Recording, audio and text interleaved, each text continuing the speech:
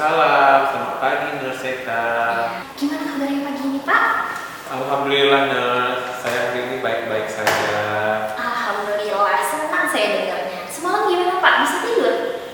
Semalam saya sudah tidur Nurse, karena saya banyak pikiran.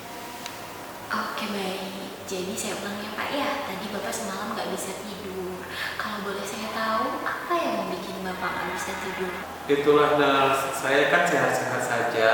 Saya dapat beraktivitas seperti biasa. Tapi kenapa hasil lab saya itu diagnosis kanker Nurse? Tapi kalau boleh saya tahu, Pak, apa sih yang Bapak rasakan ketika dokter bilang ke Bapak, Bapak itu leukemia? Seperti mimpi buruk Nurse. Bagaimana nanti keluarga saya Nurse? Saya mengerti, Pak. Rasa takut pasti memang banyak sekali dirasakan oleh pasien lain juga. Perasaan Bapak itu valid dan sangat manusiawi, Pak. Kanker leukemia memang kebanyakan orang merasa baik-baik saja. Badan saya sehat-sehat saja kok, gitu kan. Tapi ternyata sel-sel di dalam tubuh kita sudah mulai berubah. Oleh karena itu, betapa pentingnya pemeriksaan di awal untuk kita ketahui. Kalau begitu Nurse, apakah saya harus melakukan pengobatan segera Nurse? Apakah saya bisa sembuh Nurse? Baik Bapak. Pengobatan yang perlu kita ketahui dahulu adalah pengobatan untuk kanker itu tidak melulu kemoterapi.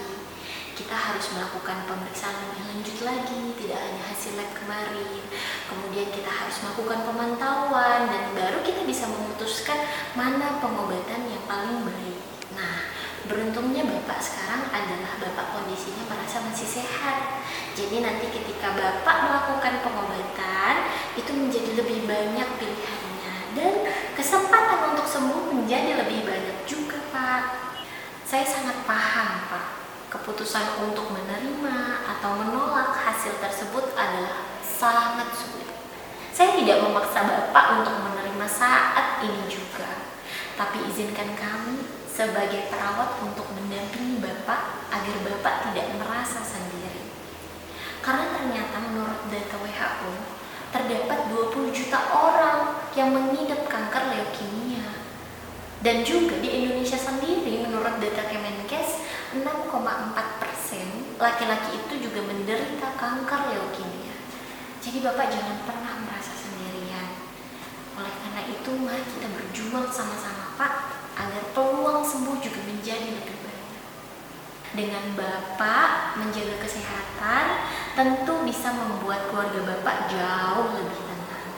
Oleh karena itu, mari kita mulai dengan langkah ringan. Misalnya, pemeriksaan lanjutan, Pak. Terima kasih Nurse atas penjelasannya. Mungkin dengan Nurse yang menjelaskan secara pelan-pelan ini, saya bisa memahami. Dengan Bapak mulai mempertimbangkan, itu kita sudah melangkah satu langkah ke depan. Nah, gimana nih perasaan Bapak setelah Bapak berdiskusi hari ini? Mungkin kalau Nurse Eka tidak datang dan menjelaskan ke saya akan menolak semua hasil ini Nurse. Tapi dengan penjelasan Nurse Eka sekarang, itu membuka pikiran saya bahwa saya harus hidup sehat, saya harus melakukan pengobatan. Saya sangat berterima kasih pada Nurse karena sudah menjelaskan selebar ini Nurse. Oke, sama-sama Bapak. Itu adalah tugas kami sebagai perawat. Saya juga sangat senang membantu Bapak. Kalau begitu, saya permisi ya Pak. Assalamualaikum. Waalaikumsalam Nurse Eka. Mari Bapak. Mari Nurse, terima kasih. Sama dengan senang hati Bapak. Sakit bukanlah akhir, melainkan sebuah persimpangan. Ada yang memilih berhenti atau tetap melangkah. Disinilah seorang perawat hadir, bukan sekedar menyembuhkan tubuh, tapi menyalakan lentera harapan di tengah gelapnya rasa takut.